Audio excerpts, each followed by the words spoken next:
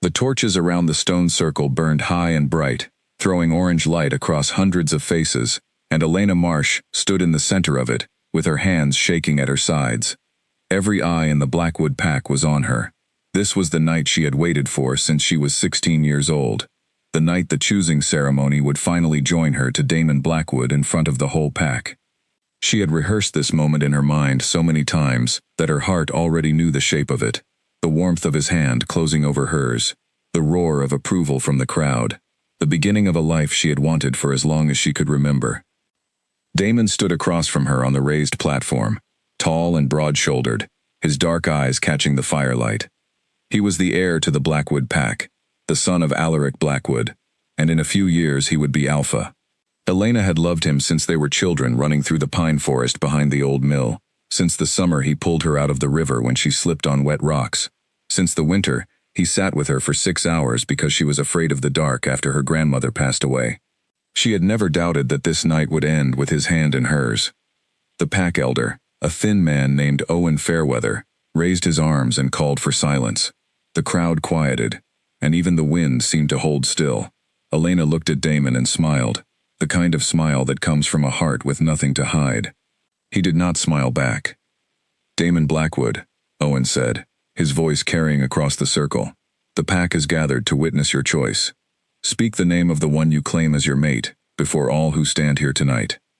Elena felt her pulse rise into her throat. She waited for her name. She waited for the words that would change her life forever. Instead, Damon looked past her, over her shoulder, at his father standing at the edge of the circle with his arms crossed, and his jaw set like stone. Something passed between father and son in that single glance, something cold and final, and when Damon turned back to Elena, his face had changed. The warmth she had known her whole life was gone from it, replaced by something hard and distant, a mask she did not recognize. "I do not choose Elena Marsh," Damon said. The words landed in the circle like a stone dropped into still water. For a moment nobody moved. Elena stood frozen, certain she had misheard him, certain the wind had twisted his words into something they were not. But then he kept speaking, and there was no mistaking it. "She is not strong enough to stand beside a future Alpha," Damon said, his voice steady even as murmurs rippled through the crowd. "Her bloodline carries no strength worth adding to this pack. She would weaken us, not build us. I reject her as my mate, tonight and always." Somewhere behind Elena, a woman gasped. Somewhere else, someone laughed, a short, cruel sound quickly swallowed by the shocked silence that followed. Elena's ears rang. Her whole body had gone numb, as if she were watching this happen to someone else from very far away. She looked at Damon's face, searching for some sign that this was a mistake, a cruel trick, anything other than the truth. But his eyes held nothing for her. Not sorrow, not regret, nothing at all. "Damon," she whispered, and her voice cracked on his name. He did not answer her. He turned instead to face the crowd, lifting his chin, playing the part of the strong heir who had made a difficult but necessary decision. Alaric Blackwood, watching from the edge of the circle, gave a single approving nod, and Elena understood in that moment exactly what had happened. This had never been Damon's choice at all. It had been his father's, and Damon had simply said the words he was told to say, in front of everyone, without warning her, without a single private word to prepare her for the destruction of everything she believed her life would be. The crowd began to murmur louder now, voices rising and falling around her like waves. Elena heard fragments of it. Poor girl. Marsh blood was always thin. Did you see her face? She looked like she truly believed it would happen. Each word cut into her deeper than the last. Her mother, Grace Marsh, pushed through the crowd toward the platform, her face white with shock, but pack elders blocked her path, holding the ceremony's order, even as it crumbled into humiliation around a 22-year-old girl who had done nothing wrong except love the wrong man's son. Elena's legs finally remembered how to move. She stepped down from the platform on her own, refusing the hand that one of the pack guards offered her, refusing to let anyone see her stumble. Even as her vision blurred with tears, she would not let fall in front of these people. She walked through the crowd, and the crowd parted for her the way water parts for a stone thrown into it. Some faces full of pity, others full of quiet satisfaction. as if her fall confirmed something they had always suspected about the Marsh family's place in the pack's hierarchy. Her father, Walter Marsh, met her at the edge of the circle. He did not say anything. He simply put his arm around her shoulders and walked her away from the torches and the noise and the pack that had just watched her heart break in public, as though her pain were nothing more than entertainment for a cold autumn night. They did not speak until they reached the old truck parked at the edge of the gathering field. Elena climbed into the passenger seat and stared straight ahead, her hands folded tightly in her lap, her jaw clenched so hard it ached. Her father started the engine but did not pull away immediately. "I am sorry," he said quietly. "I did not know he would do that. If I had known, I would have stopped this before it began. I would have never let you walk into that circle." Elena did not answer him. She could not find words yet. Everything inside her felt like it had been scraped hollow. The drive home was silent, except for the sound of gravel under the tires and the wind pushing against the windows. When they arrived, her mother was already there, having taken a shorter path through the woods, and she wrapped Elena in her arms the moment she stepped through the door. Elena finally allowed herself to cry then, in the safety of her own kitchen, away from every watching eye in the pack. "He humiliated you," Grace said, her voice trembling with anger. "In front of everyone. He could have told you privately. He could have shown you even a small amount of respect. Instead, he stood there and let his father use him like a puppet, and he let the whole pack watch you break." "He looked at me like I was nothing," Elena said, her voice raw. Like all those years meant nothing at all. Word of what happened at the choosing ceremony spread through Blackwood territory faster than fire through dry grass. By the following morning, everyone in the pack seemed to know every detail, and many of them seemed to know it wrong, the story twisting and growing crueler with each retelling. Some said Elena had begged Damon to choose her, and he had refused out of pity. Some said her family had tried to force the match, and Damon had bravely stood against them. None of the stories were true, but truth did not matter anymore.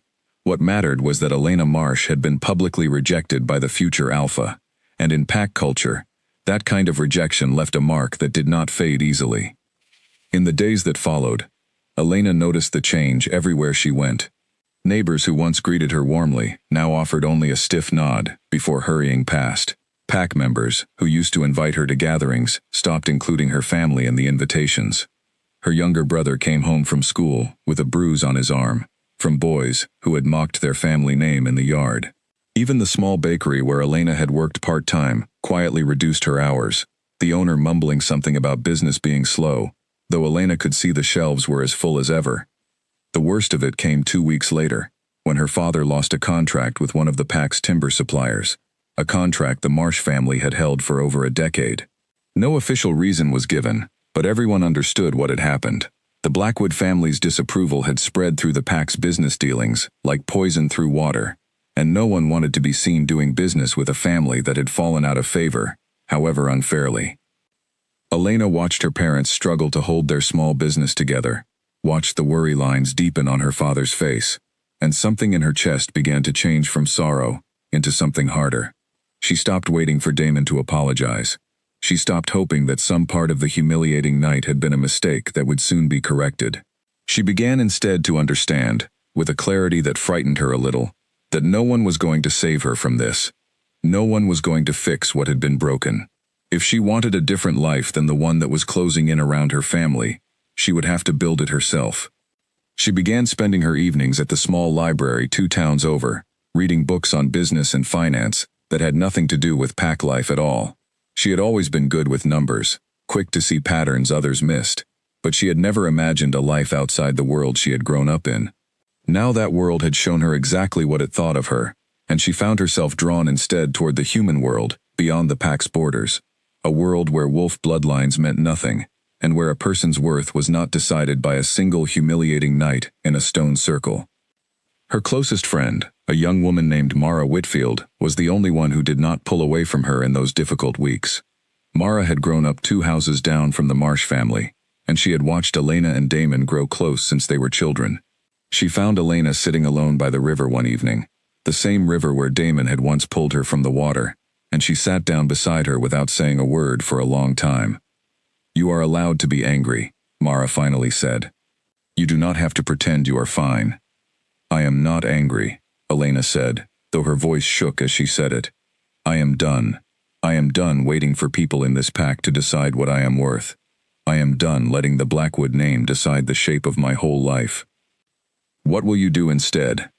Elena looked out at the dark water, moving steadily past them, carrying leaves and small branches downstream, never stopping, never looking back. I do not know yet, she said. But I know I cannot stay here and watch everyone look at me like I am something broken. I need to go somewhere no one has ever heard the name Elena Marsh, somewhere I can decide for myself what that name is going to mean.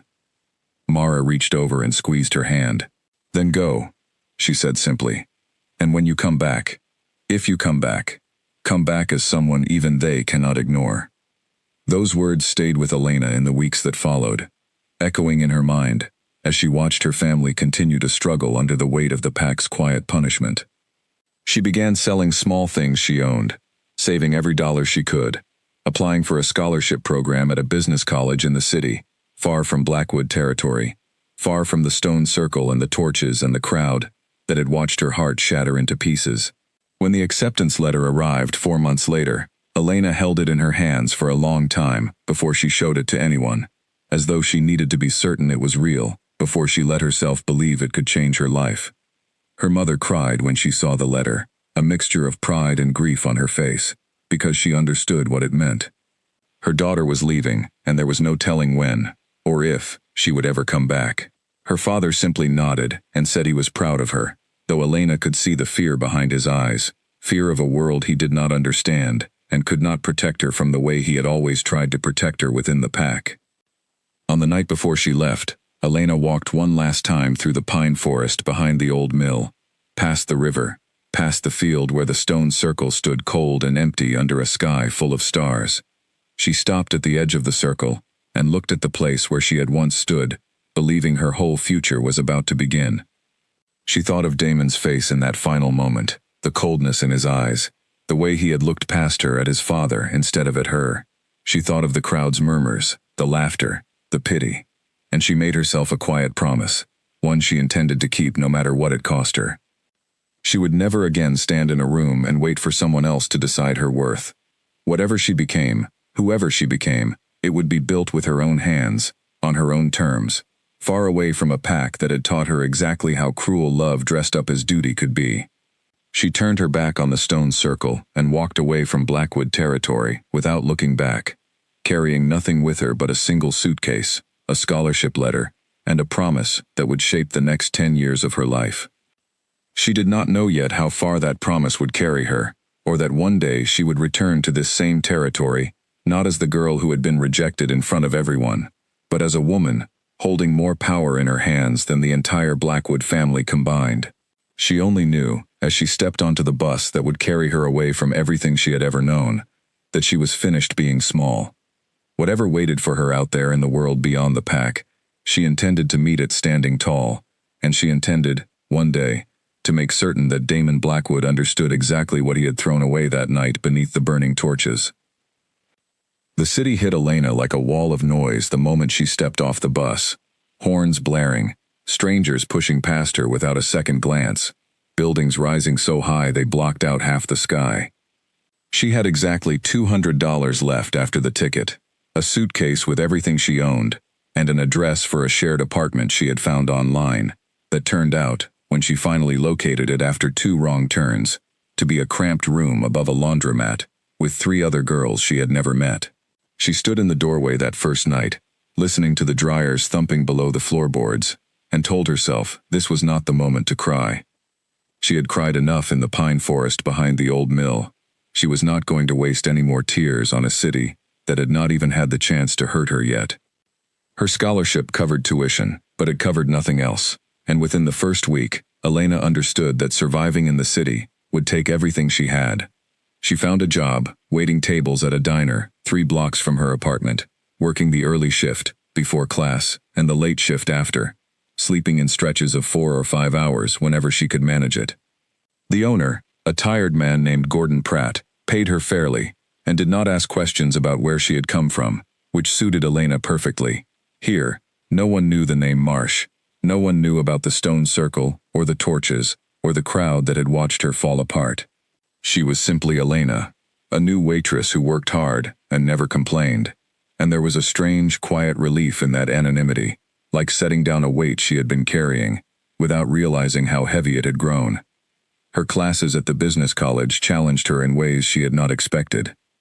She had always been good with numbers, but the language of finance, contracts, and market analysis was new to her, and in the first month she often stayed awake long after her roommates had gone to sleep, working through problem sets by the light of her phone, because she could not afford to keep a lamp burning through the night.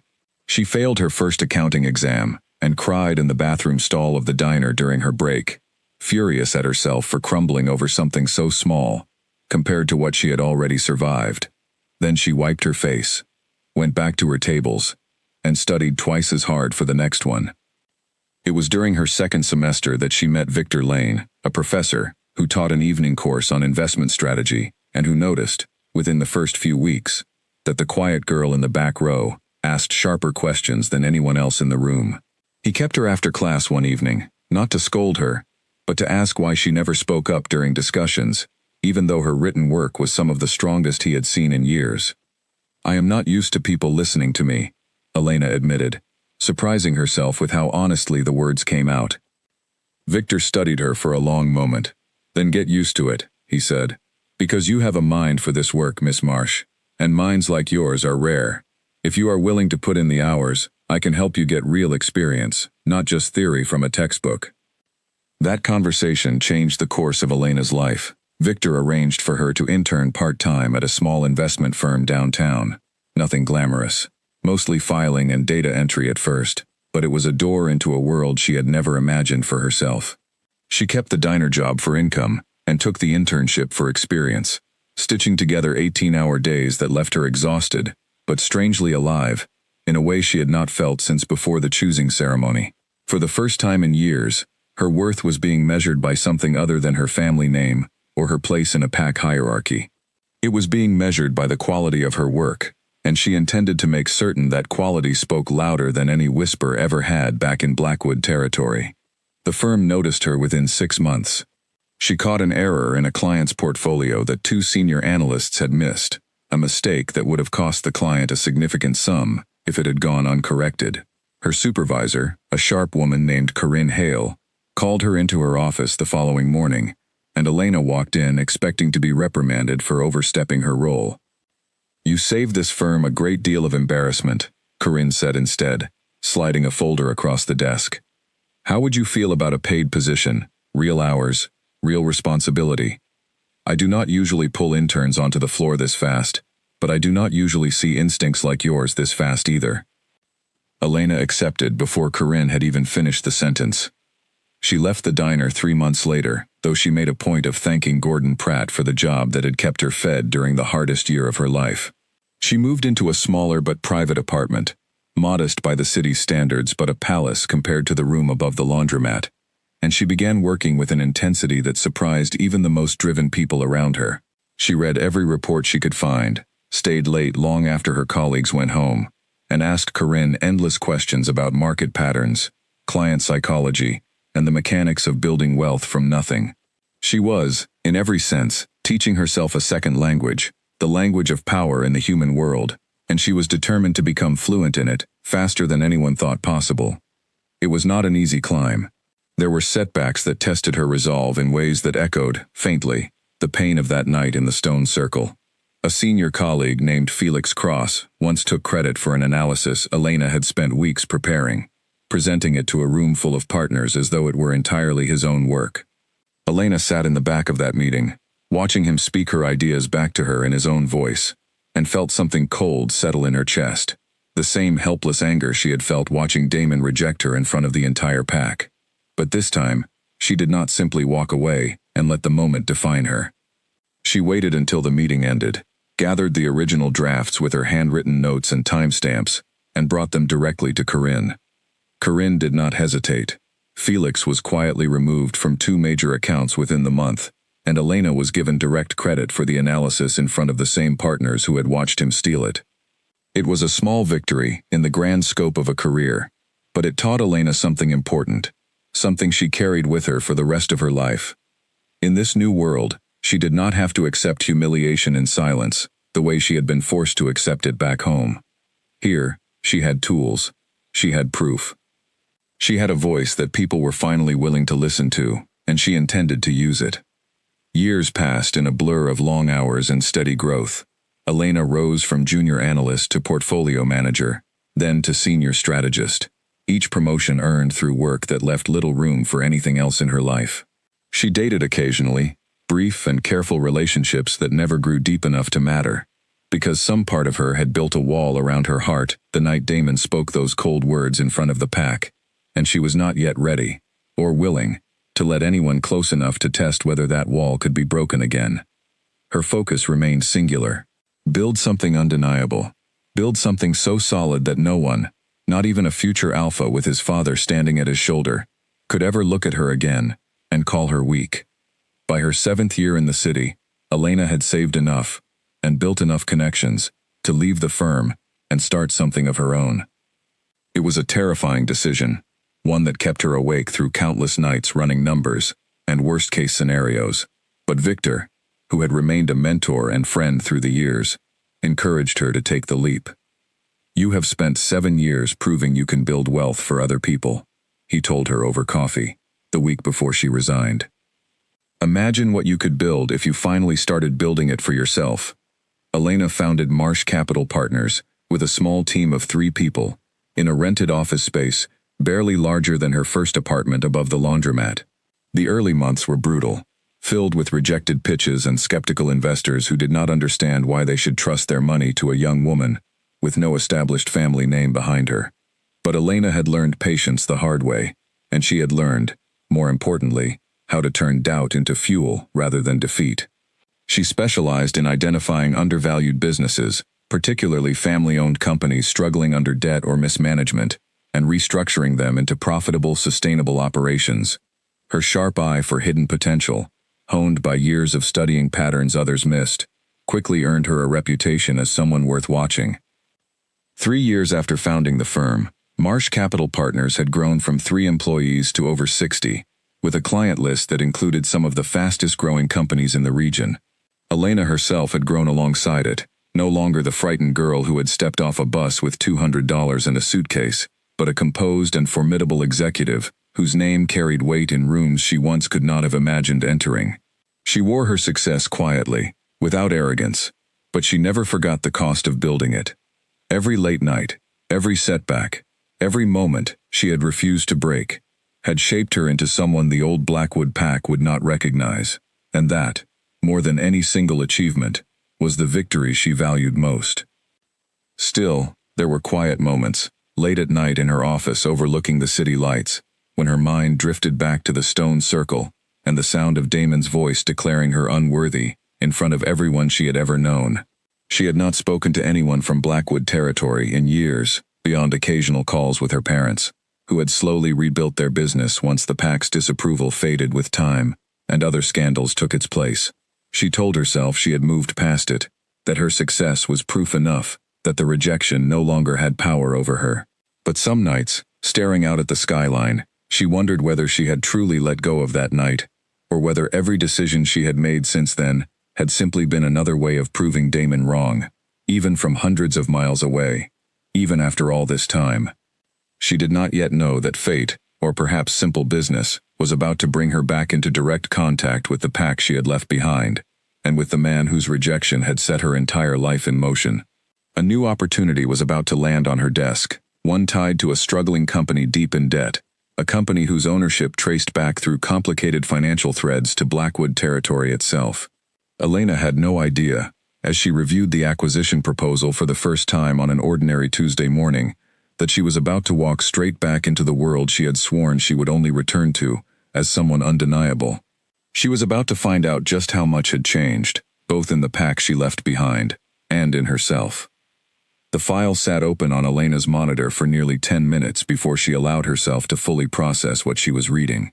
Coleman Textiles, a mid-sized manufacturing company on the edge of bankruptcy, was looking for an emergency buyer, and buried in the ownership documents, 3 layers deep in a web of holding companies and family trusts, was a name Elena had not seen in writing for 10 years: Blackwood. Not directly listed as an owner, but connected through a marriage contract and a series of loans that trace straight back to the PAC's central financial holdings. Her hands went still on the keyboard. For a moment, she simply sat there, staring at the screen, feeling the past reach across a decade to tap her on the shoulder. Her assistant, a sharp young man named Nathan Cole, knocked on her open office door a moment later, holding a stack of papers. "You wanted the Coleman Textiles background report before the 10 o'clock, he said, then paused, noticing her expression. "Everything all right?" "Fine," Elena said, closing the file a little too quickly. "Just reviewing the family structure. It's more complicated than the summary suggested." Nathan set the folder on her desk and left, and Elena sat alone with the weight of what she had just discovered pressing against her chest. Coleman Textiles was owned primarily by the Coleman family, longtime allies of the Blackwood PAC, and their eldest daughter, according to the trust documents, had married into the Blackwood line 4 years earlier. Priya Coleman was now Priya Blackwood, mate to the current alpha. And the current alpha, the documents confirmed in cold, plain language, was Damon Blackwood. Elena leaned back in her chair and closed her eyes for a long moment, letting the shock settle into something steadier. She was not the same person who had stumbled out of that stone circle a decade earlier. She had built an entire company from nothing, had faced down boardrooms full of skeptical investors, had learned to turn every closed door into a lesson rather than a wound. She was not going to let a name on a page undo any of that. If anything, she told herself, this was simply business, an opportunity that happened to intersect, by pure coincidence, with a chapter of her life she had already closed. She spent the rest of the day burying herself in the details of the deal, the way she always did when a situation threatened to overwhelm her, letting the numbers steady her mind the way nothing else could. Coleman Textiles had once been a thriving operation, supplying fabric to several regional manufacturers, but poor investment decisions over the past 5 years, combined with an outdated production model, had pushed the company toward collapse. Priya's father, aging and increasingly unwell, had handed most of the daily decisions to Priya herself, who had inherited a sinking ship with no clear way to save it. The Blackwood PAC's financial holdings, tied to the company through loans meant to prop it up, were now exposed to significant losses if Coleman Textiles failed entirely. In short, the company's survival mattered a great deal to the PAC Elena had left behind, whether they realized an outsider was circling the deal or not. That evening, Elena stayed late in her office long after the rest of the floor had emptied, staring out at the city lights while turning the decision over in her mind. Victor, her old mentor turned close friend and occasional advisor, called her around 8, having heard through mutual contacts that she was looking closely at the Coleman file. "You do not have to take this deal," he said gently, once she had explained the connection to Blackwood territory. "There are a dozen other struggling companies on your desk right now that would make you just as much money without dragging up 10 years of history." "I know," Elena said, watching the traffic crawl along the street far below her window. "Then why are you still looking at the file?" Elena was quiet for a moment before she answered honestly. "Because for 10 years, I have wondered what it would feel like to walk back into that world as someone they could not dismiss. I never went looking for this chance. It landed on my desk on its own. Maybe that means something. Or maybe I am just telling myself that because some part of me still wants to prove something to people who probably have not thought about me once in the last decade." "And if they have thought about you?" Victor asked. "What then?" Elena did not have an answer for that yet, and she told him so before ending the call. She sat alone in her office a while longer, running through every worst outcome she could imagine, forcing herself to look directly at the possibility of seeing Damon again after everything that had happened between them. She thought of the stone circle, the torches, the crowd's murmurs following her out into the night. She thought of the years of quiet punishment her family had endured after his rejection, the lost contracts, the cold shoulders, the way an entire community had turned its back on a family that had done nothing wrong except love someone the Alpha's son was forbidden to choose. And she thought, too, of everything she had built since then, brick by brick, with her own hands, far from any PAC's approval or disapproval. By the time she finally left the office that night, she had made her decision.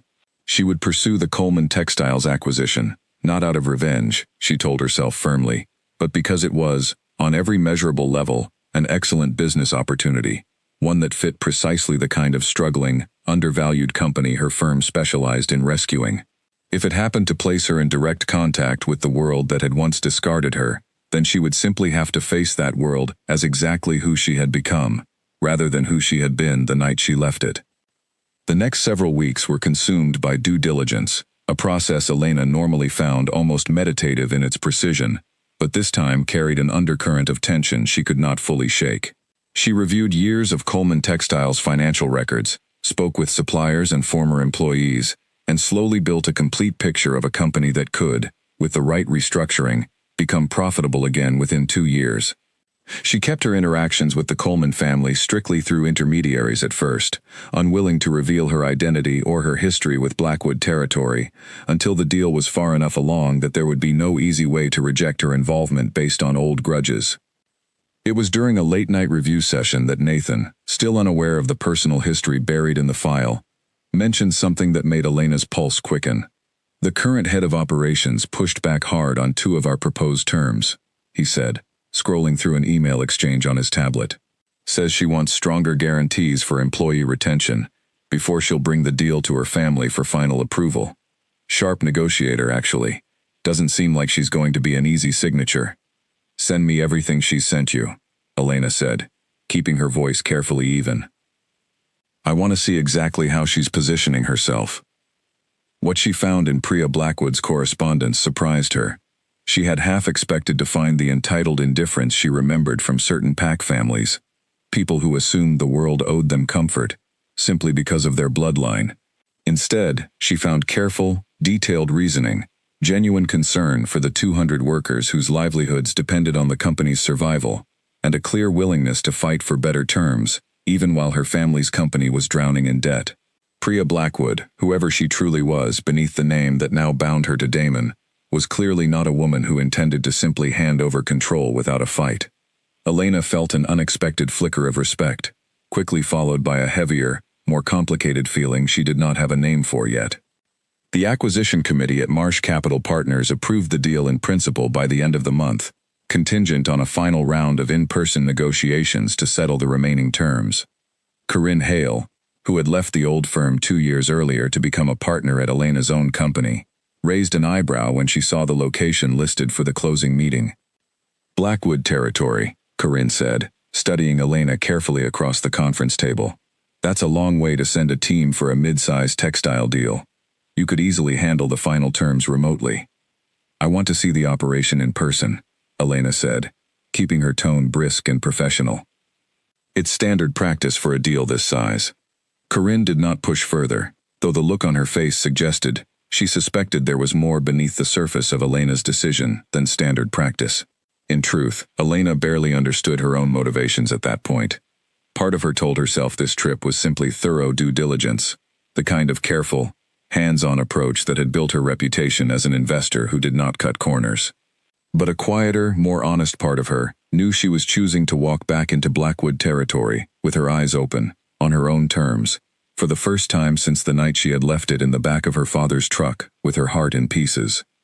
She spent the final days before the trip preparing meticulously, reviewing every detail of the Coleman Textiles operation, until she could recite the numbers from memory, rehearsing the terms she intended to negotiate, and steadying herself for the possibility that she might, after 10 years, come face to face with Damon Blackwood again.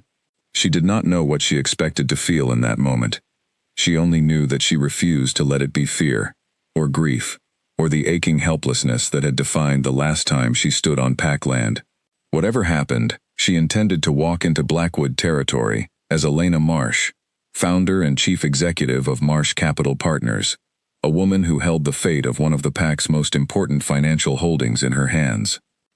The night before she left the city, she stood at her apartment window, looking out at the skyline she had built her new life beneath, and she thought of Mara's words from that evening by the river all those years ago. Come back as someone even they cannot ignore. She had done exactly that, piece by piece, year by year, without ever fully planning to return at all. Now the moment had simply arrived on its own, carried to her not by choice or by fate, but by the plain mechanics of business, and Elena intended to meet it fully prepared, fully composed, and entirely unwilling to let the past dictate how this next chapter would unfold. She packed her bags that night with steady hands, and for the first time in 10 years, she allowed herself to imagine, without flinching, the moment she would walk back into the world that had once told her she was not enough. The car turned off the main road and onto the familiar gravel path leading into Blackwood territory, and Elena's chest tightened the moment the old pine trees came into view, their tall, dark shapes exactly as she remembered them, as though the last decade had never touched this place at all. Nathan sat beside her, reviewing final notes on his tablet, unaware that every mile closer to Coleman Textiles was pulling Elena back through 10 years of memory she had spent a lifetime trying to outrun. She kept her expression calm, her hands folded neatly in her lap, but her heart pounded steadily harder with every passing tree. The Coleman Textiles building sat at the edge of the PAC's commercial district, a large brick structure that had clearly seen better decades, its parking lot half empty, and its sign faded from years of weather. Elena stepped out of the car and stood for a moment, breathing in the cold morning air, letting the scent of pine and distant wood smoke settle something steady inside her chest. This was still her territory too, in a strange way.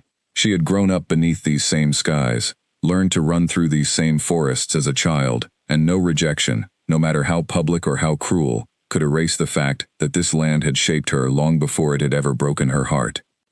Inside, a receptionist led Elena and Nathan through a maze of hallways toward a large conference room where the final negotiations were set to take place. Elena had reviewed the guest list twice the night before, memorizing every name that would be present, preparing herself mentally for each possible face she might encounter. Priya Blackwood's name was there, as expected, along with 2 Coleman family lawyers and a financial advisor representing the PAC's broader interests. Damon Blackwood's name was not on the list. Elena had allowed herself a small, private breath of relief when she noticed that, telling herself it was simply easier this way, cleaner, more professional, though some quieter part of her recognized the disappointment tangled beneath that relief and refused to look at it too closely. The conference room was already half full when Elena entered, and every head turned toward her as she walked in, composed and unhurried, wearing the kind of tailored confidence that had become second nature after years of walking into rooms full of skeptical investors.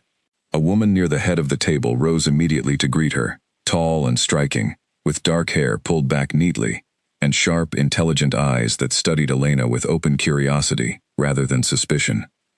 "Miss Marsh," the woman said, extending her hand. "I am Priya Blackwood. Thank you for coming all this way to finalize things in person.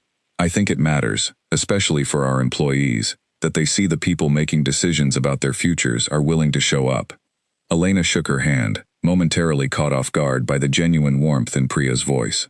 She had expected, perhaps unfairly, someone colder, someone shaped entirely by PAC privilege and family name.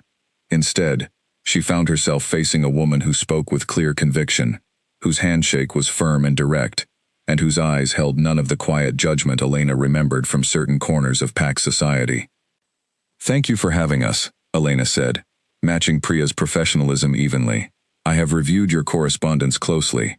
You have fought hard for fair terms for your employees. That kind of commitment tells me a great deal about how this company will run once the restructuring is complete." Priya's expression warmed slightly at that, and for the next 2 hours, the negotiations moved with a rhythm Elena recognized from dozens of similar deals, careful back and forth over numbers and timelines, occasional pauses to consult advisors, moments of genuine agreement that eased the tension in the room. Priya proved to be exactly as sharp as her emails had suggested, pushing back firmly whenever she felt a term did not sufficiently protect her workers, but always willing to find a reasonable middle ground once her concerns were properly addressed. Elena found herself, somewhat to her own surprise, enjoying the exchange, respecting the woman across the table in a way she had not expected to. They had nearly finalized the last major point of the agreement when the conference room door opened without a knock, and the temperature in the room seemed to drop several degrees all at once. Elena did not need to look up immediately to know who had entered. Something in the air shifted, some old, buried instinct recognizing him before her eyes ever confirmed it. And when she finally raised her gaze, she found herself looking directly at Damon Blackwood for the first time in 10 years. He had changed, in the way that a decade changes anyone, broader through the shoulders, a few faint lines at the corners of his eyes, an air of authority that had not been fully formed the last time she saw him. But his eyes were exactly as she remembered, dark and sharp, and the moment they landed on her, Elena watched every trace of composure drain from his face. He stopped just inside the doorway, his hand still resting on the frame, staring at her as though he had walked into the wrong room entirely and could not quite make sense of what he was seeing. "Elena," he said, and her name and his voice after 10 years of silence hit her harder than she had prepared for, though she gave no outward sign of it. "Alpha Blackwood," Elena replied, her voice cool and perfectly level, using his title deliberately, drawing a clear line between the girl he had once known and the woman standing before him now. Priya looked between the two of them, confusion flickering across her face, before understanding began to dawn, her sharp eyes narrowing slightly as she studied the sudden tension crackling through the room. "You two know each other," she said slowly. Not quite a question. "We grew up in the same territory," Elena said smoothly, before Damon could find his voice. "It has been a long time.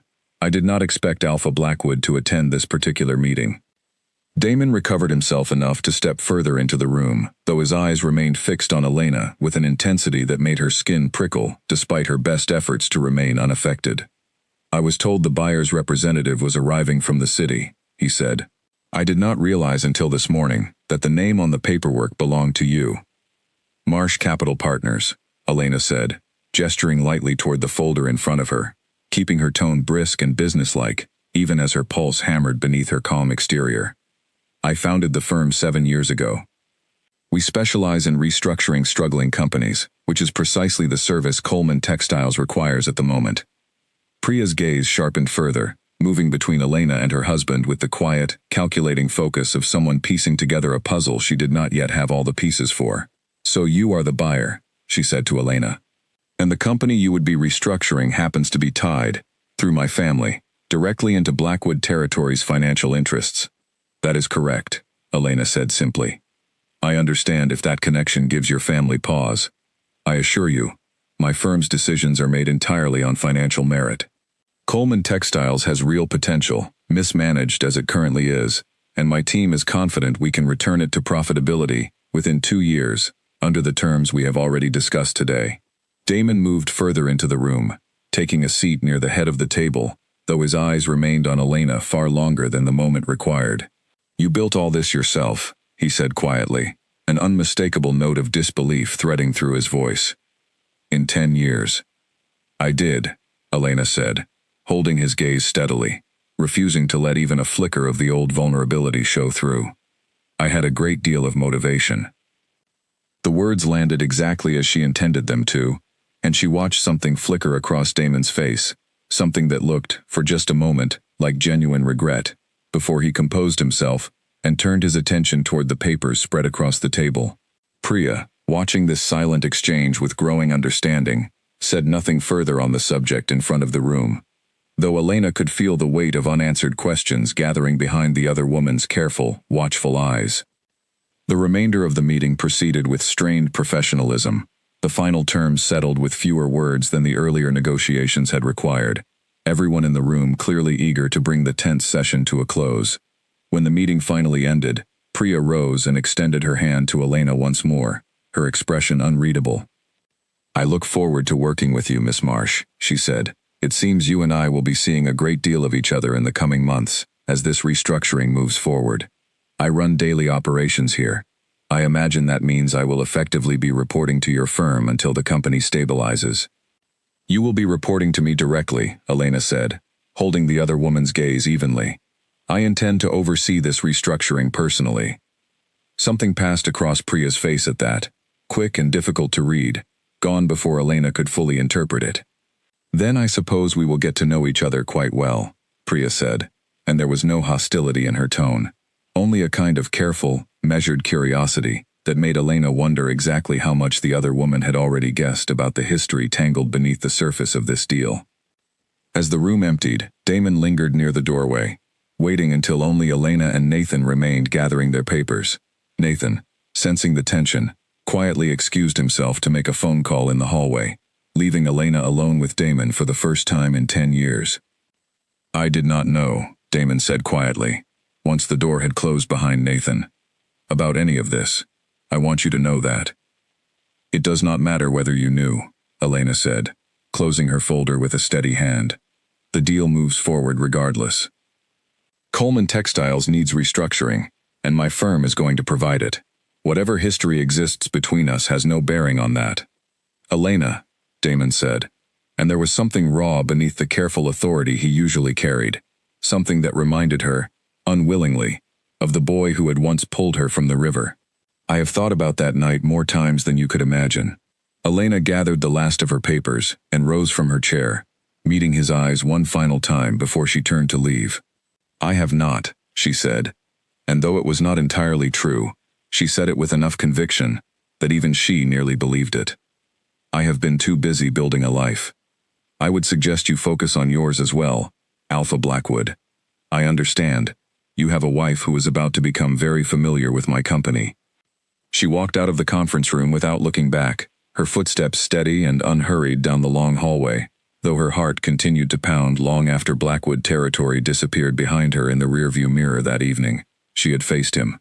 She had stood in the same room, spoken with the same steady voice she used in boardrooms full of powerful strangers, and she had not broken. Whatever came next, in the weeks and months of restructuring that lay ahead, Elena told herself she was more than prepared to handle it, no matter how complicated the tangled threads connecting her past and her present continued to become.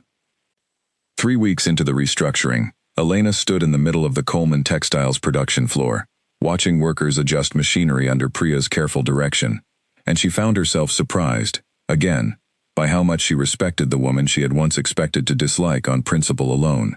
Priya moved through the factory with an easy familiarity, greeting workers by name, asking about a sick child here, a recent wedding there, and Elena could see clearly why the employees trusted her even as the company teetered on the edge of collapse around them. Whatever privilege had come with marrying into the Blackwood name, Priya had clearly not let it soften her into indifference. You know all of them, Elena said, once Priya rejoined her near the office entrance, both women watching the floor from behind a glass partition. Most of them have worked here since before I married into this family, Priya said. My father built relationships with these people over 30 years. I am not about to let a restructuring erase that, no matter how badly we need your firm's help. That is precisely why I intend to keep the majority of the workforce in place, Elena said. Companies that lose their institutional knowledge during restructuring rarely recover as strongly. Your relationships with these workers are an asset, not an obstacle. Priya studied her for a long moment, something thoughtful passing behind her sharp eyes. You are not what I expected, she said finally. When I first learned my company's fate rested with an outside investment firm, I assumed we would be dealing with someone who saw this place as numbers on a spreadsheet. You clearly see something more than that. Elena felt an unexpected warmth at the observation, quickly followed by a flicker of guilt she did not fully understand. I have seen what happens to people when decisions are made without regard for their lives, she said carefully. I try not to repeat that particular mistake. They fell into a working rhythm over the following weeks that neither woman had entirely anticipated. Elena visited Coleman Textiles twice weekly, reviewing financial projections with Priya, walking the production floor together, gradually building the kind of professional trust that comes from watching someone handle pressure with steady competence. Priya, for her part, began asking Elena more detailed questions about the strategies that had built Marsh Capital Partners from nothing, questions that went beyond the immediate needs of the restructuring, questions that suggested a genuine curiosity about how Elena had built the kind of independent power that seemed entirely foreign within Pax Society's traditional structures. How did you do it? Priya asked one afternoon as they reviewed quarterly projections in her small office at the back of the factory. Build something this large, entirely on your own, without any PAC backing behind you. Elena considered the question carefully before answering. I left with nothing, she said finally. No money, no connections, no name that meant anything outside Blackwood territory. I think, in some strange way, that made it easier. I had nothing left to protect, so I had nothing left to lose by taking risks other people would have been too afraid to take. What made you leave in the first place? Priya asked, her tone careful, clearly aware she was approaching something sensitive. Elena kept her expression neutral, though her chest tightened at the question. Personal reasons, she said, the kind most people would rather leave in the past. Priya did not push further, though Elena noticed the way her gaze lingered a moment longer than necessary, clearly turning something over in her mind. It was becoming increasingly difficult, Elena realized, to keep the full truth buried beneath careful professionalism, especially as her respect for Priya continued to grow with every week they worked together. There was an honesty in Priya that Elena had not expected to find within Blackwood territory. A willingness to fight for what mattered, without hiding behind status or privilege. And Elena found herself, uncomfortably, beginning to understand exactly what Damon might have seen in her. The complication deepened further when Damon began appearing more frequently at the factory, ostensibly to review the pack's financial exposure in the deal, though Elena suspected, with growing unease, that his visits had little to do with spreadsheets. He would linger near meetings he had no direct reason to attend, ask questions about the restructuring timeline that Priya could easily have answered without his involvement, and more than once Elena caught him watching her across the production floor, with an expression she remembered too well from years ago, back when his eyes had held nothing but warmth for her. "Your husband seems very invested in the details of this restructuring," Elena said carefully to Priya one afternoon, after Damon had left following one such unnecessary visit. Priya's expression flickered, something guarded settling behind her eyes. "He has always taken his responsibilities to the pack's financial stability seriously," she said, though her tone carried an edge Elena had not heard from her before. "Coleman Textiles matters a great deal to Blackwood interests. It makes sense he would want to stay closely informed." Elena said nothing further, though she noted the careful distance in Priya's answer, the way she had chosen her words with deliberate precision rather than simple ease. Something was shifting beneath the surface of the Blackwood marriage, something Elena could not yet name, though the tension crackling through the air whenever Damon and Priya occupied the same room together suggested it ran deeper than ordinary marital friction. The truth of it surfaced unexpectedly one evening, several weeks later, when Elena stayed late at the factory, finalizing a revised production schedule, and found Priya still in her office, long after the rest of the staff had gone home. Priya sat behind her desk, a glass of wine untouched beside her, staring blankly at a stack of papers she did not appear to be reading. "Everything all right?" Elena asked, pausing in the doorway. Priya looked up, and for a moment, the careful composure she usually maintained slipped entirely, revealing something raw and exhausted underneath. "Can I ask you something honestly?" she said. "Then can you answer honestly, even if it is difficult?" Elena stepped further into the office, closing the door quietly behind her. "Of course."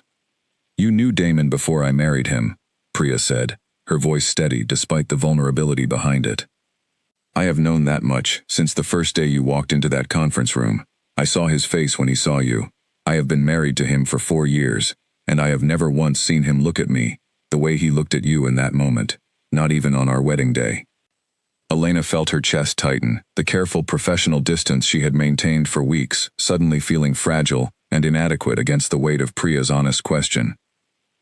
"We knew each other growing up," Elena said carefully. "It was a long time ago."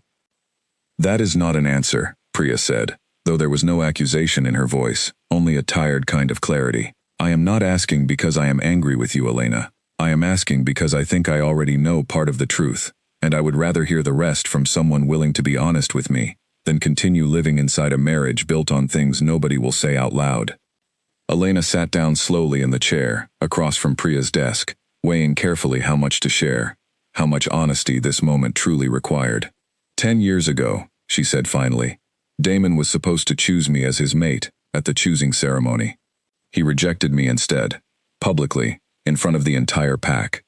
I left Blackwood territory that year and did not return until this deal brought me back."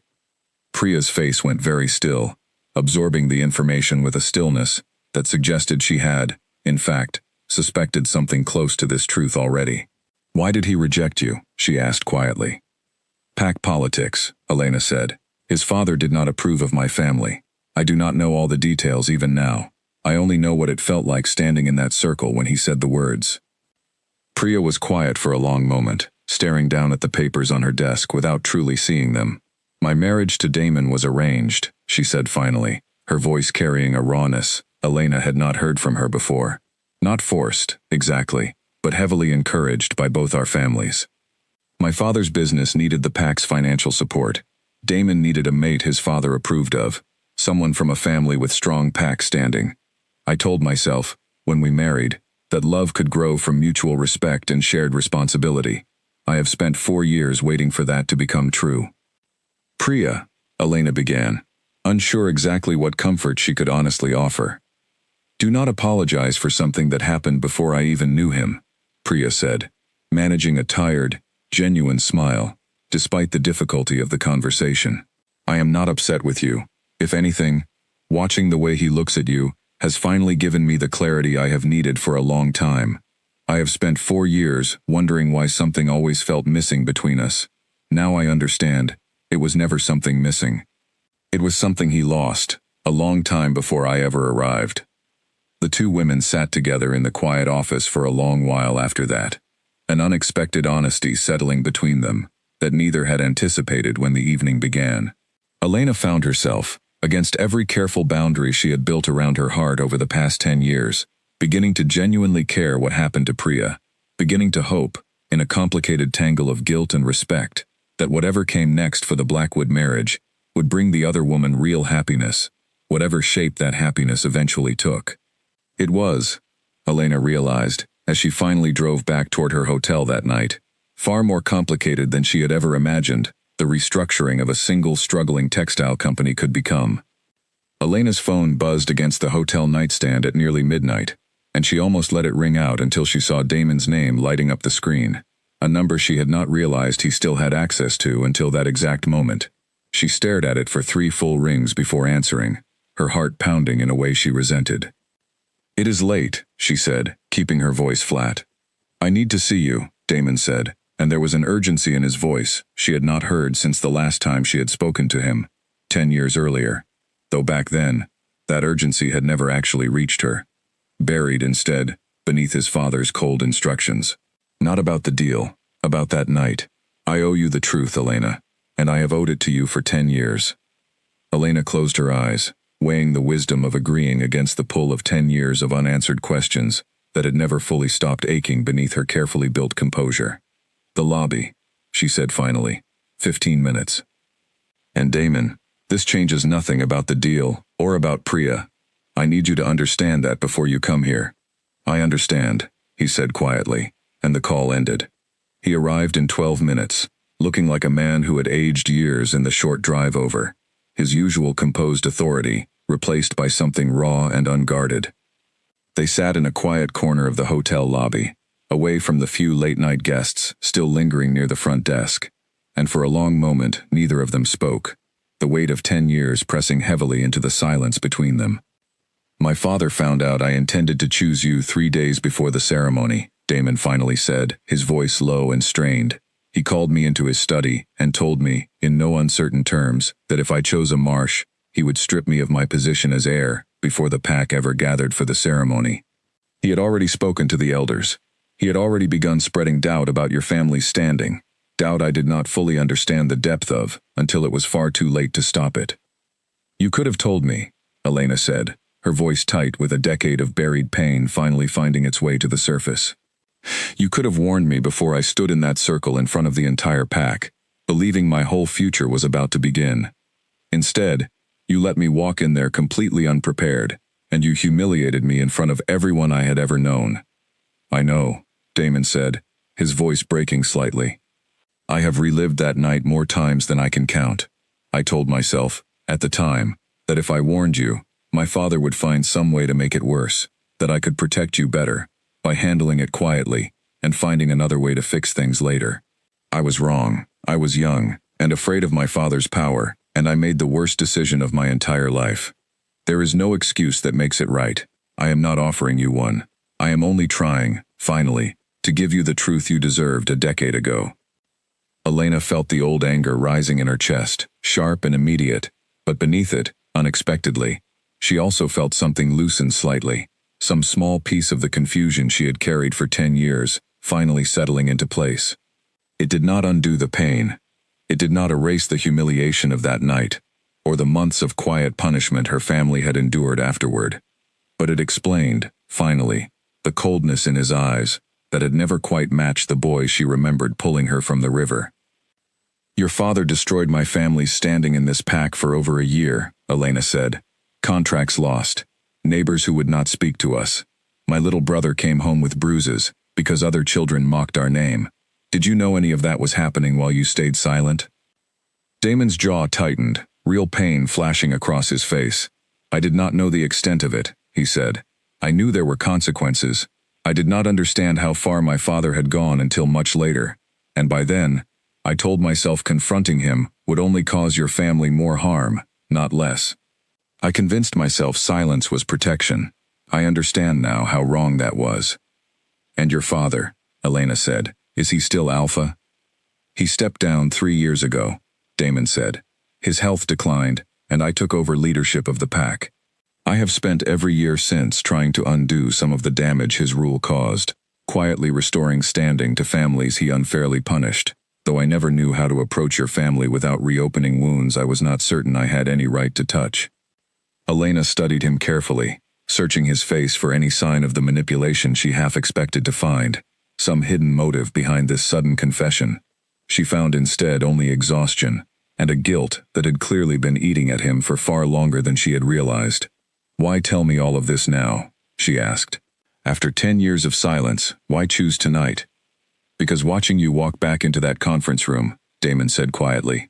Confident, brilliant, exactly the kind of person I always believed you could become.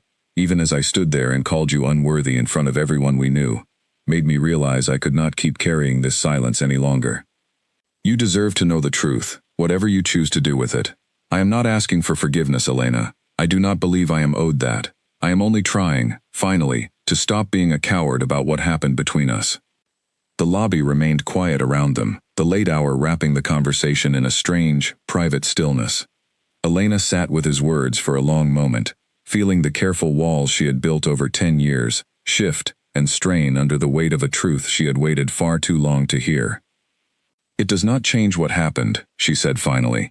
It does not undo the years my family struggled, or the months I spent rebuilding myself from nothing, in a city where no one knew my name. But I appreciate you finally telling me the truth. I think some part of me has needed to hear it for a very long time.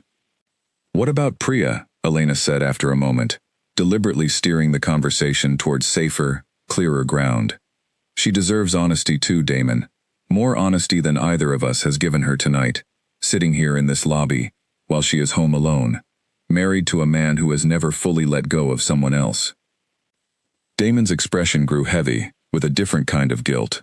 I have tried to be a good husband to her, he said. I respect her deeply. I never intended for our marriage to feel incomplete to either of us. But you are right. She deserves more honesty than I have given her, about all of this. Then give it to her, Elena said firmly, standing from her chair, drawing a clear line beneath the conversation, before it could drift into territory she was not willing to revisit. Not for my sake, Damon, for hers.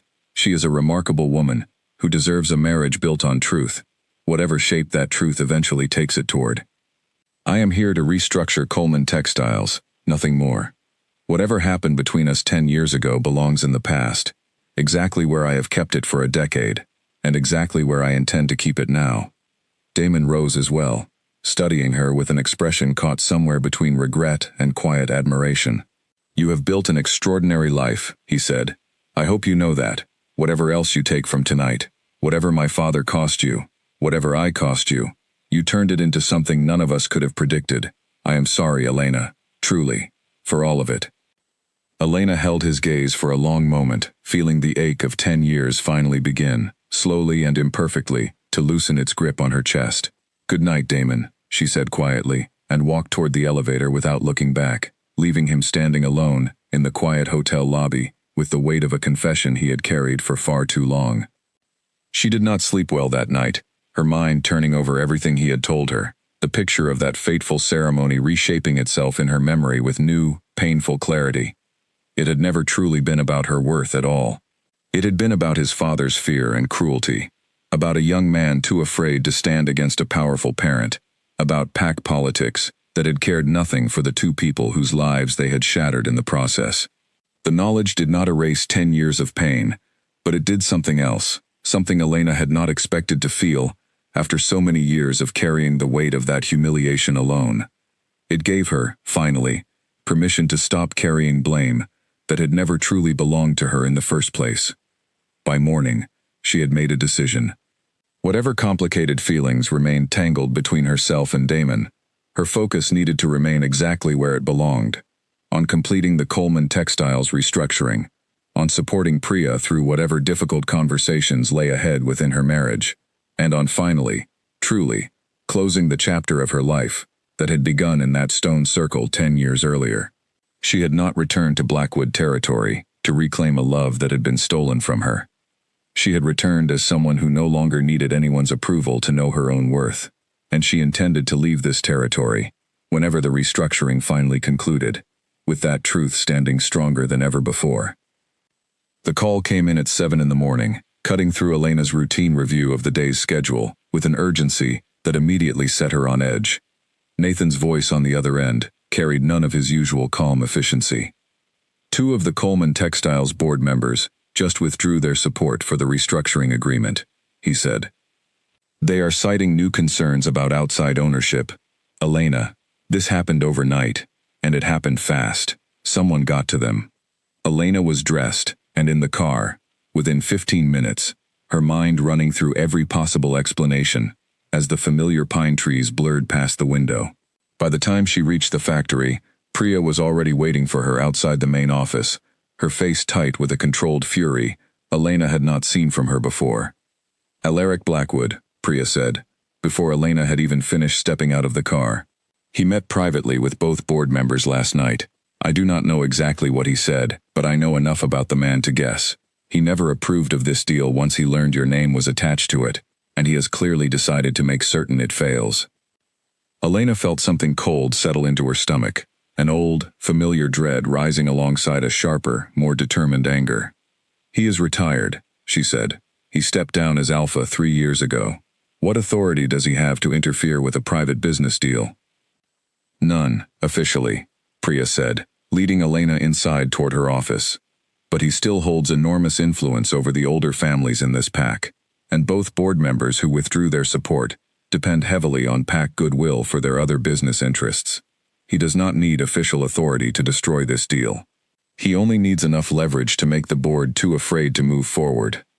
They sat together, reviewing the situation for the better part of an hour, Elena's sharp mind working through every possible countermeasure, even as frustration burned steadily beneath her professional composure. She had built her entire career on outmaneuvering exactly this kind of quiet, backroom sabotage, but there was something particularly infuriating about facing Alaric Blackwood's interference after everything his cruelty had already cost her family a decade earlier. "I need to speak with the board members directly," Elena said finally. "Whatever fear he has planted, I can counter it with facts. This deal saves 200 jobs and stabilizes a company your family has spent 30 years building. If Alaric wants to destroy that out of some outdated grudge against my family name, I intend to make him explain that decision publicly, in front of the very people whose livelihoods depend on this restructuring succeeding." Priya's expression sharpened with something like fierce approval. "I will arrange the meeting," she said. "But Elena, be prepared. Alaric Blackwood does not respond well to being challenged, especially not by someone he has spent years believing beneath his notice." The meeting was arranged for that same afternoon, and when Elena walked into the Coleman Textiles boardroom, she found not only the 2 hesitant board members waiting, but Alaric Blackwood himself, seated at the head of the table, with the same cold, commanding presence she remembered from 10 years earlier, watching the world from the edge of a stone circle, while his son destroyed her future on his behalf. He had aged, his hair gone fully silver, deep lines carved into a face that had never once, in Elena's memory, shown her any warmth. But his eyes held the same sharp, calculating disdain she remembered, and they settled on her the moment she entered the room. "Miss Marsh," he said, his voice carrying the same cold authority it always had. "I was not aware you had grown so ambitious since leaving our territory." Ambition seemed like the only reasonable response to being told I was unworthy of standing beside a future alpha, Elena said, taking her seat at the table with deliberate calm, refusing to let the old fear this man had once inspired in her rise to the surface now. "I understand you have been meeting privately with board members to discourage support for this restructuring. I would like to understand why." given that the deal directly benefits your own PAC's financial exposure to this company. Alaric's expression did not shift, though something dangerous flickered briefly behind his eyes. This PAC does not need financial rescue from a family whose standing was justly diminished, he said. There are other buyers who could accomplish the same restructuring without dragging complicated history back into Blackwood territory. Name one, Elena said simply, holding his gaze steadily. Name one other buyer currently willing to take on 200 jobs worth of risk on a company this deep in debt, on terms this favorable to your PAC's continued financial interests. I have reviewed every alternative option available to this board, and I can tell you with complete confidence that no other offer on the table comes close to matching what my firm is providing. One of the hesitant board members shifted uncomfortably in his seat. Miss Marsh raises a fair point, he said quietly. We have not received any competing offers even close to these terms. Alaric's jaw tightened, clearly unhappy with the direction the conversation had taken. This is not merely a matter of numbers, he said. It is a matter of trust. This board should think carefully before placing this company's future in the hands of someone with a personal grudge against this family. I have no grudge that affects my business judgment, Elena said, her voice remaining perfectly level despite the years of pain this man's cruelty had caused her family. What I have, Alaric Blackwood, is a decade of proven success, building struggling companies into profitable ones, using exactly the kind of expertise this board desperately needs right now. If you would like to discuss grudges, perhaps this room should hear the full story of what happened to my family after your son publicly rejected me in front of the entire PAC, and the contracts my father lost in the following year simply because your influence made doing business with our family unwelcome. The room fell utterly silent. Priya's eyes widened slightly, though she said nothing, watching the exchange unfold with careful, focused attention. The two board members exchanged uneasy glances, clearly uncomfortable with the sudden exposure of old PAC politics they had likely known about, but never discussed openly. That is ancient history, Alaric said, though his voice had lost some of its earlier confidence. It has no bearing on this deal. Then I would suggest, Elena said, gathering the folder in front of her with steady, deliberate hands, that you allow this board to evaluate the deal purely on its financial merits, without further private interference, designed to punish a family for a decision your son made 10 years ago, at your own direction. This company's survival, and the jobs of 200 people who have worked here loyally for decades, should not become collateral damage in a grudge that belongs entirely to you, Alaric, and to no one else in this room. The silence that followed stretched long and heavy, and Elena watched, with quiet satisfaction, as the two board members straightened slightly in their seats, some of the earlier fear draining from their expressions as they seemed to recognize, perhaps for the first time, the true source of the pressure they had been under. Alaric rose slowly from his chair, his expression carefully controlled despite the clear tension radiating from him. I have said what I came to say, he said. The decision, ultimately, belongs to this board. He turned toward the door, pausing only briefly as he passed Elena's chair. You have become formidable, Miss Marsh, he said quietly, low enough that only she could hear it. I will admit, I did not expect that. You should have, Elena said simply, and did not look up as he left the room. Once the door closed behind him, the tension in the room eased visibly, and within the hour, both hesitant board members had confirmed their renewed support for the restructuring agreement, satisfied by Elena's clear presentation of the numbers, and, perhaps more importantly, no longer willing to let old PAC grudges dictate the company's future, against their own better judgment.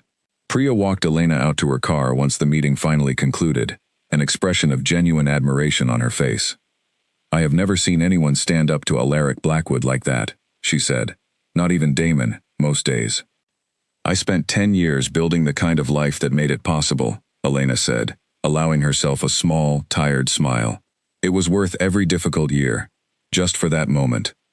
Priya studied her for a long moment before speaking again. I spoke with Damon last night, she said quietly. He told me everything, about the ceremony, about his father's threats, about the years he stayed silent while your family suffered the consequences. I wanted you to know that. Elena felt her chest tighten slightly. How are you? She asked carefully. Honestly, I do not fully know yet, Priya admitted. But I appreciate that he finally told me the truth. Whatever happens between us now, at least it will be built on something real, instead of the careful silence we have both been living inside for 4 years. She paused, studying Elena with quiet, genuine warmth. Thank you, Elena, for fighting for this company, and for these people, even when it would have been easier to walk away from all of it. You are worth fighting alongside, Elena said honestly. This company, and everyone who depends on it, deserved someone willing to stand firm. I am glad I could be that person. Whatever complicated history brought me here to do it. As Elena drove back toward her hotel that evening, watching the pine trees blur past in the fading light, she felt something settle steadily within her chest, a sense of closure that had eluded her for 10 long years. She had walked back into Blackwood territory, carrying the weight of an old humiliation, uncertain exactly what facing this world again might cost her. Instead, she had discovered something far more valuable than revenge or vindication. She had discovered, standing firm against the very man who had once helped destroy her family's standing, that she truly had nothing left to fear from this pack, or from anyone in it, ever again. A knock at Elena's hotel room door pulled her from her laptop just past 9 in the evening, and when she opened it, she found Priya standing in the hallway, a small overnight bag slung over one shoulder, her expression carrying a strange mixture of exhaustion and quiet relief. I hope this is not too forward, Priya said. I did not know where else to go tonight, and you are the only person in this territory I trust enough to talk to right now. Elena stepped back, opening the door wider. Come in, she said. What happened? Priya sat down heavily on the small sofa near the window, setting her bag beside her feet. I told Damon tonight that I want a formal separation, she said. Not out of anger toward him, and certainly not because of anything to do with you. I have simply spent 4 years trying to build a marriage on foundations that were never truly mine to build in the first place. Learning the full truth about the ceremony, about his father's threats, about everything he carried silently into our marriage, made me realize I deserve a partner who chooses me completely, not someone still carrying unfinished history he never had the chance to resolve. Elena sat down slowly across from her, choosing her words with careful precision. How did he respond? With more honesty than I expected, Priya said. He did not fight me on it. I think, in some strange way, he has been waiting for permission to stop pretending our marriage was whole, the same way I have been waiting for the courage to admit it myself. She looked up, meeting Elena's eyes directly. I am not telling you this because I expect anything from you regarding him. I am telling you because I think you deserve to know the truth is finally being spoken plainly in this family, after 10 years of silence that hurt far too many people. Thank you for trusting me with that, Elena said quietly. I know this cannot be an easy decision, whatever the reasons behind it. It is not easy, Priya admitted, but it is honest, and I have come to believe that honesty matters more than comfort, especially after watching what silence cost your family all those years ago. She managed a small, tired smile. I do not regret the years I spent married to Damon. I learned a great deal about strength, about running a business, about standing firm in rooms full of people who underestimated me. I simply think it is time I build a life that is entirely my own, rather than one shaped around someone else's unfinished past. The two women talked late into the night, the conversation drifting gradually away from Damon and the complicated tangle of pack history, toward lighter subjects. Priya's plans to eventually take full ownership of Coleman Textiles once the restructuring completed. Elena's early years in the city, the strange, unexpected friendship that had grown between them despite the complicated circumstances that had first brought them together. By the time Priya finally left for her own home near midnight, something had shifted between them, a bond built not on rivalry or old history, but on mutual respect that neither woman had expected to find in the other. Elena did not sleep easily that night, her mind turning over everything Priya had shared, and the following morning, she was not entirely surprised when her phone buzzed with a message from Damon, asking to speak with her privately before the day's scheduled meetings began. She hesitated only briefly before agreeing, choosing a quiet corner of the hotel restaurant, where they could speak without the entire staff watching their every interaction. Damon looked tired when he arrived, the weight of the previous night's conversation with Priya clearly still heavy on him. I imagine you already know, he said, sitting down across from her. Priya came to see me last night, Elena said honestly. I am sorry, Damon. Truly.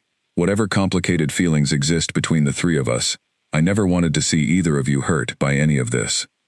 You did not cause this, Damon said. I caused this, 10 years ago, the moment I let my father's fear dictate the most important choice of my life. Priya deserved better than a marriage built on the wreckage of that decision, and I am grateful, in a strange way, that she found the courage to name what neither of us was willing to admit out loud. They sat in silence for a long moment, the quiet clatter of the restaurant filling the space between them. What happens now? Elena finally asked. For you, and for the pack? I will remain Alpha, Damon said. That responsibility does not change regardless of my marriage, but I intend to make certain Priya retains full ownership and leadership of Coleman Textiles once the restructuring concludes, regardless of our personal arrangement. She has earned that, entirely on her own merit. Elena nodded, something steady and calm settling in her chest, as she listened to him speak with a clarity and fairness she had not always associated with the pack's leadership during her youth. That is the right decision, she said. Damon studied her for a long moment, something careful and hesitant building behind his eyes. I know it is complicated, and I know it is far too soon after everything with Priya to say this properly, he said. But I need you to know that seeing you again, watching you fight for this company, for these people, for yourself, has made me realize exactly how much I lost that night 10 years ago. I am not asking you for anything, Elena. I know I have no right to ask you for anything at all. I simply needed you to hear it, honestly, at least once. Elena felt the weight of his words settle over her, complicated and heavy, stirring feelings she had spent 10 years carefully burying beneath layers of hard-won independence. Part of her, the part that still remembered the boy who had pulled her from the river, wanted desperately to believe this moment could undo everything that had happened between them. But a larger, steadier part of her, the part that had built an entire life from nothing, without waiting for anyone's approval, recognized clearly that healing could not be rushed, and that whatever existed between herself and Damon now needed far more time and honesty than either of them had yet given it. I appreciate you saying that, Elena said carefully. But Damon, I need you to understand something important.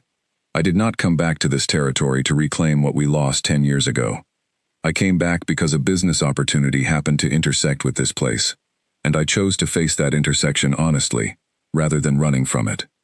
Whatever I feel, seeing you again, hearing this truth, does not erase 10 years of building a life entirely separate from Blackwood territory, or the trust I have learned to place only in myself. If there is ever anything real to explore between us, it will require far more time than either of us can give it right now, with your separation from Priya still fresh, and this restructuring still unfinished. Damon nodded slowly, absorbing her words with visible respect rather than disappointment. That is fair, he said. More than fair, honestly, given everything I put you through. I am not asking you to rush anything, Elena. I only wanted you to know the truth, whatever you eventually choose to do with it.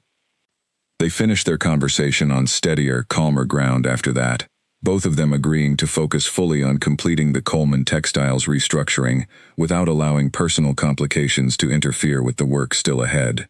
Elena left the restaurant that morning, feeling lighter than she had in years, the old wound finally beginning to close properly, not because Damon's confession had magically repaired 10 years of damage, but because she had finally spoken her own truth clearly, without fear, without the old desperate need for his approval that had once defined so much of her younger self.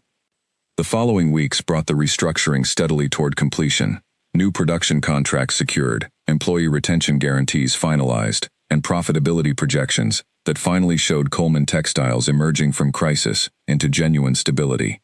Priya threw herself into the work with renewed energy, clearly finding purpose and confidence in stepping fully into her role as the company's true leader, separate now from the shadow of a marriage that had never fully belonged to her.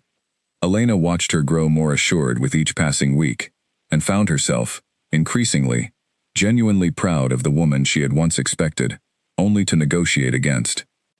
It was during the final weeks of the restructuring that word began quietly circulating through Blackwood territory about the true history behind the deal. The old ceremony, Alaric's cruelty, the years of quiet punishment inflicted on the Marsh family. Elena had not sought to expose any of it publicly, but pack gossip traveled quickly once the board meeting confrontation became known, and slowly, carefully, something began shifting in how the pack viewed both her family's history and her own remarkable rise.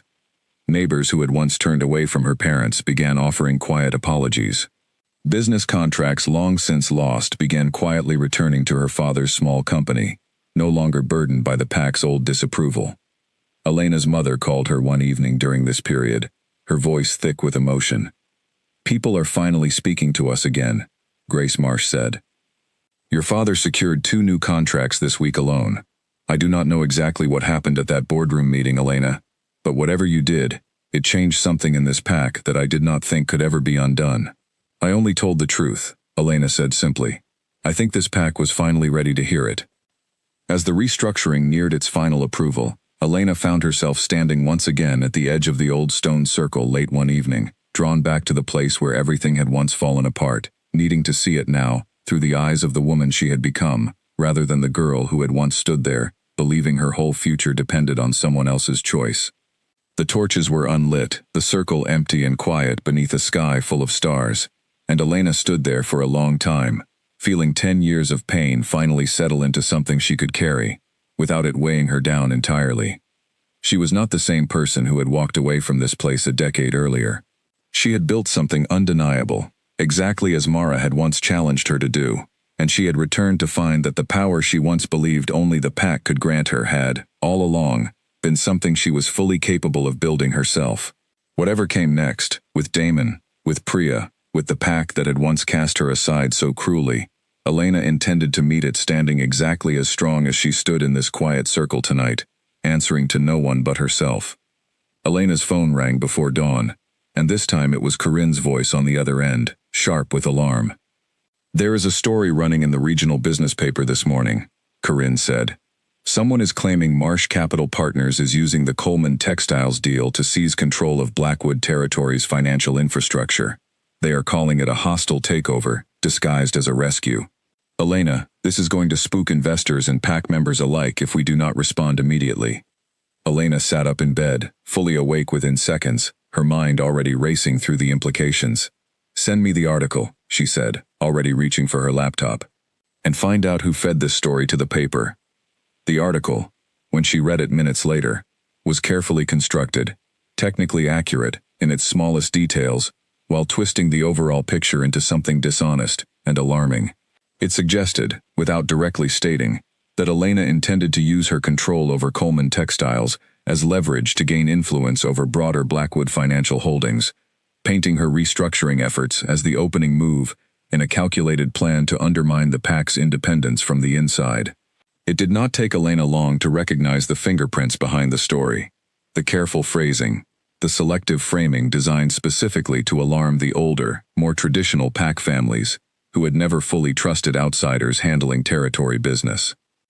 She called Priya immediately, and within the hour, the 2 women sat together in Priya's office, reviewing the fallout as messages and phone calls began flooding in from nervous board members and PAC contacts. "Alaric," Priya said grimly, scrolling through her own messages. "This has his precision written all over it. He knows exactly which fears to stir in this PAC, and exactly how to make them spread fast. He is trying to force the board to abandon the deal before final approval," Elena said, her voice steady despite the mounting pressure. "If enough PAC families panic, the board will feel obligated to protect community trust over sound financial judgment, regardless of the actual numbers." "What do we do?" Priya asked. Elena thought for a long moment, weighing every option carefully before she spoke. "We do not hide from this," she said finally. "We address it directly, publicly, in front of the same people Alaric is trying to frighten. I want a full PAC gathering, Priya, not a private board meeting. If Alaric wants to fight this in the court of PAC opinion, then I intend to meet him there, with the truth laid out clearly for everyone to see."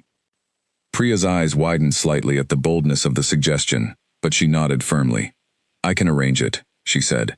"The elders can call a gathering within 2 days, if the matter is presented as urgent to the PAC's financial stability. That should be more than enough justification." The following 2 days passed in a blur of careful preparation, Elena and her small team working tirelessly to compile clear, transparent documentation of every term within the restructuring agreement, every safeguard built into the deal specifically to protect the PAC's financial interests rather than undermine them. Nathan worked through the nights building a presentation that would leave no room for misinterpretation, while Corinne flew in from the city to personally support the effort, refusing to let Elena face this confrontation without her closest allies standing beside her. The gathering was held not in the old stone circle, but in the larger community hall near the center of Blackwood territory, though Elena felt an unmistakable echo of that painful night from 10 years earlier, as she stood at the front of a room filled with pack members, elders, and curious onlookers, who had heard the alarming rumors, and come to see for themselves what truth, if any, lay beneath them. Damon sat near the front, alongside Priya, his expression carefully composed, though tension radiated visibly from him. Alaric stood near the back of the hall, arms crossed, watching the proceedings with cold, calculating patience. Owen Fairweather, the same elder who had presided over the choosing ceremony a decade earlier, called the gathering to order, and Elena felt a strange, full-circle sensation settle over her as she stepped forward to address the crowd, standing in nearly the same position she had once stood in as a heartbroken 22-year-old, though everything about who she was now had changed completely. 10 years ago, Elena began, her voice carrying clearly across the silent hall. I stood in a very different room in this territory, and was told, in front of everyone I had ever known, that I was not worthy of standing beside this pack's future. I left that night with nothing, and I built an entire career from the ground up, far from Blackwood territory, without anyone's approval or assistance. She paused, letting the words settle before continuing. I did not return to this territory seeking revenge, or seeking control over anything beyond a struggling textile company that needed careful, honest restructuring. I returned because Coleman Textiles offered a legitimate business opportunity, one that happened, by simple coincidence, to intersect with the place I once called home. She walked the crowd methodically through the terms of the deal, displaying clear financial documents that showed precisely how the restructuring protected employee jobs, maintained Priya's leadership over the company, and offered Blackwood's broader financial interests significantly reduced risk exposure, compared to allowing Coleman Textiles to collapse entirely. She addressed every claim made in the misleading article directly, dismantling each distortion with calm, methodical clarity, refusing to raise her voice even as murmurs occasionally rippled through the gathered crowd. I understand, Elena said, near the end of her presentation, that trust does not come easily to outsiders in this pack, especially outsiders whose history here was shaped by public humiliation rather than public honor. But I would ask this pack to judge this deal on its actual terms, its actual numbers, and its actual protections for the 200 workers whose livelihoods depend on Coleman Textiles surviving this crisis, rather than on rumors spread by someone whose personal grudges have nothing to do with this company's genuine future.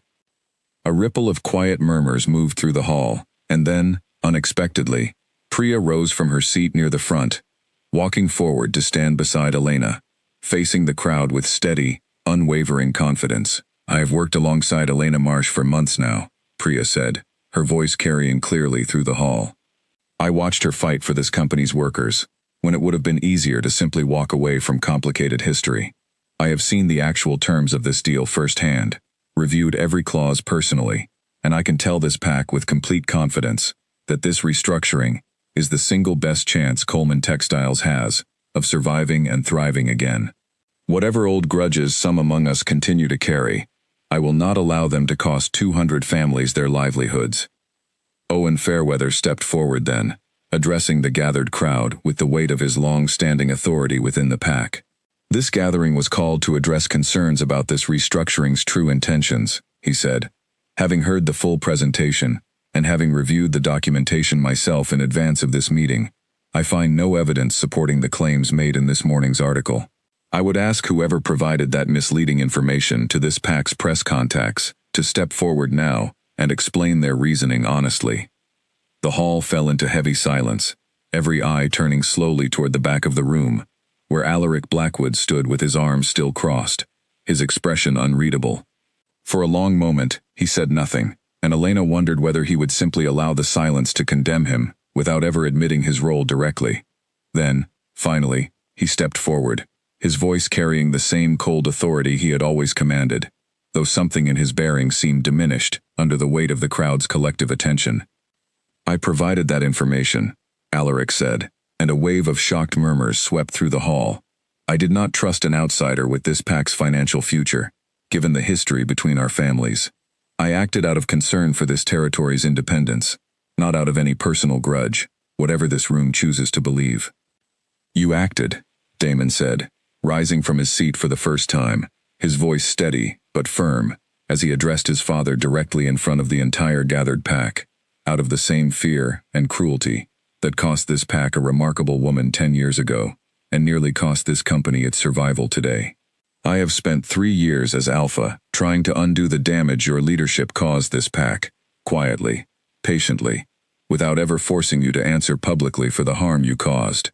I do not intend to protect you from that accountability any longer. The hall erupted into hushed, urgent conversation, and Owen Fairweather raised his hands, calling for order once more. When the room finally quieted, he addressed the crowd with clear, final authority. This gathering has heard sufficient evidence to conclude that the concerns raised about this restructuring were based on deliberate misinformation, spread for personal reasons, rather than genuine concern for this pack's welfare. The Coleman Textiles restructuring will proceed as planned, with full pack support. He turned toward Alaric, his expression stern. This pack expects better from those who once held its leadership, Alaric Blackwood. I would suggest you consider carefully what legacy you wish to leave behind, given how narrowly this territory nearly lost a truly valuable partnership tonight. Alaric said nothing further, turning and leaving the hall without another word, his footsteps echoing in the heavy silence that followed his departure. Elena watched him go, feeling not triumph exactly, but something quieter and more settled, a sense that the last shadow of that painful night 10 years earlier had finally, fully lifted from her shoulders. As the gathering slowly dispersed, pack members approaching Elena with genuine apologies and expressions of respect she had never expected to receive within these walls, Damon made his way through the crowd toward her, his expression carrying a complicated mixture of pride and lingering guilt. You did not need my defense tonight, he said quietly. You handled every bit of that on your own. No, Elena agreed, but it mattered, watching you finally stand against him publicly, after everything. Thank you for that, Damon. It was long overdue, he said simply, and for the first time since her return to Blackwood territory, Elena felt something unclench fully in her chest, a decade of carefully guarded pain finally beginning to settle into something resembling genuine peace. 6 months after the gathering that finally cleared the last obstacle from Coleman Textiles restructuring, Elena stood once again on the factory floor, though this time, the machinery hummed with steady, confident productivity, rather than the anxious uncertainty that had defined her first visit. Priya walked beside her, reviewing quarterly numbers that showed the company solidly profitable for the first time in nearly 5 years, her voice carrying an ease and confidence that had grown steadily since the day she formally took full ownership of the business her father had built. 212 employees now, Priya said, a genuine smile brightening her face as she reviewed the latest hiring report. We have actually grown beyond where we started, not just recovered. I could not have imagined this outcome 8 months ago, sitting in my office, wondering if this company would survive the year. You built this recovery, Elena said. My firm provided structure and capital, but every decision that mattered, every relationship with these workers, every hard choice about how to rebuild this company's culture, that was entirely you. Priya set down her tablet and studied Elena for a long moment. I have been meaning to tell you something, she said. I have decided to formalize my divorce from Damon next month. It has taken time, working through everything honestly, but I finally feel ready to move forward completely, as my own person, running my own company, answering to no one but myself. I wanted you to hear it directly from me before the news spreads through the pack. How do you feel about it? Elena asked gently. Free, Priya said simply, and the word carried genuine relief rather than sorrow. For the first time in years, I feel like my life belongs entirely to me. I have this company, real friendships I built through all of this, including with you, and a future I am finally choosing for myself, instead of one arranged around someone else's family expectations. I do not regret the years I spent married to Damon. They taught me a great deal, but I am glad to finally step fully into a life of my own making.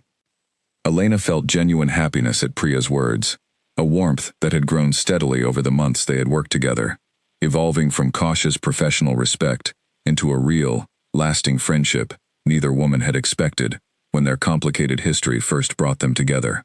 I am proud of you, Elena said honestly. Whatever comes next for you, I have no doubt you will handle it exactly as well as you have handled everything else.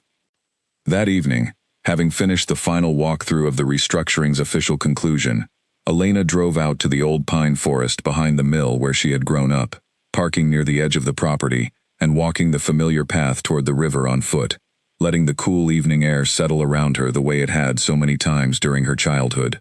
She found her parents' small house exactly as she remembered it, warm light glowing from the kitchen windows, and when she stepped inside, her mother wrapped her in a fierce, grateful embrace. "Your father secured the largest contract this business has ever held," Grace Marsh said, tears of pride glistening in her eyes. "The timber supplier who dropped us all those years ago came back this week, apologizing, asking to renew the partnership. I never imagined we would see this pack fully welcome our family again." "You built this recovery too," Elena said, echoing the words she had offered Priya earlier that day. "Both of you held this family together, through years that would have broken most people. I am simply glad I could finally help close that chapter properly." Her father, Walter Marsh, sat quietly at the kitchen table, watching his daughter with an expression of deep, quiet pride. "I always believed you would find your way," he said. "I did not imagine it would look quite like this, but I am prouder of the woman you became than I could ever put into words, Elena." Later that evening, walking alone toward the river, where Damon had once pulled her from the cold water as a child, Elena found him already there, sitting on the familiar rocks, watching the water move steadily past in the fading light. He rose when he saw her approaching, and for a long moment neither of them spoke, the weight of everything that had passed between them settling comfortably into the quiet evening air. "I heard the restructuring closed officially today," Damon said. "Congratulations. Coleman Textiles would not have survived without you."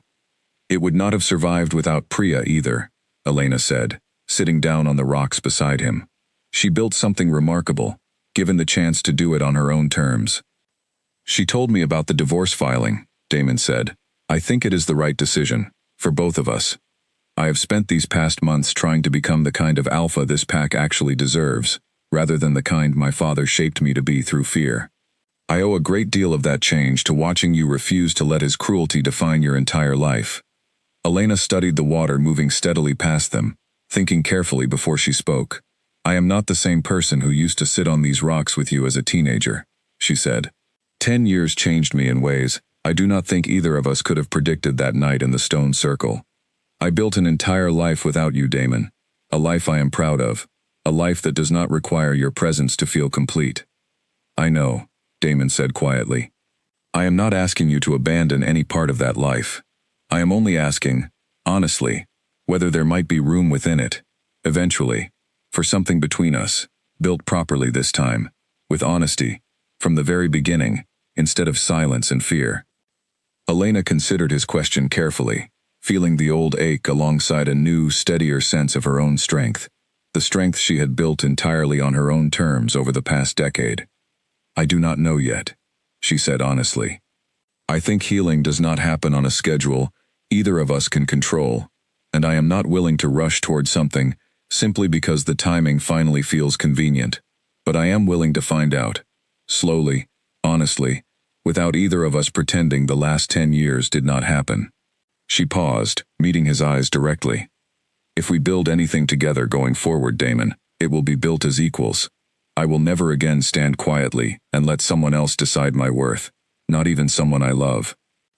"I would not want it any other way," Damon said, and something in his voice carried a sincerity Elena finally allowed herself to trust, cautiously, after everything they had both survived, to reach this quiet moment by the river. They sat together as the last light faded from the sky, not rushing toward any particular resolution, simply existing together, in a comfortable, honest silence that neither of them had been able to find during all the years apart.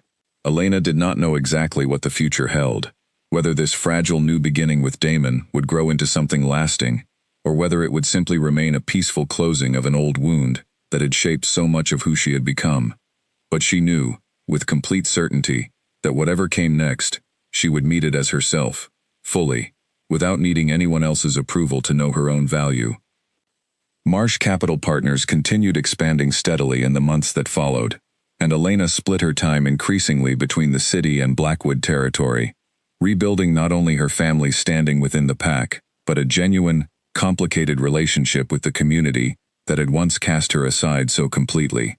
Priya's leadership of Coleman Textiles flourished, the company becoming a model of successful restructuring that Elena's firm proudly referenced in future business pitches, and the friendship between the two women only deepened with time, built on a foundation far stronger than the difficult circumstances that had first brought them together.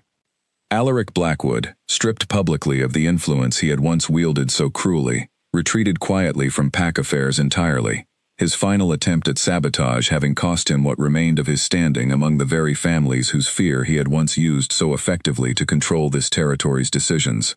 Elena felt no satisfaction in his downfall, only a quiet sense that justice, however delayed, had finally found its proper place within the pack she had once believed would never fully accept her. Standing once more at the edge of the old stone circle, nearly a year after her return to Blackwood territory, Elena thought back to the frightened, heartbroken girl who had once stood in this exact spot, waiting for a future that had been stolen from her before she ever had the chance to claim it. That girl had walked away with nothing, carrying only a promise to build something undeniable, and she had kept that promise, piece by careful piece, across a decade of struggle and determination that had ultimately led her back to this very ground, transformed entirely into someone the pack could never again dismiss or diminish. Whatever came next, with Damon, with her family's fully restored standing, with the company she had built from nothing into something that mattered, Elena knew she would face it exactly as she had faced everything since that painful night 10 years earlier, on her own terms, answering to no one but herself, finally and completely free.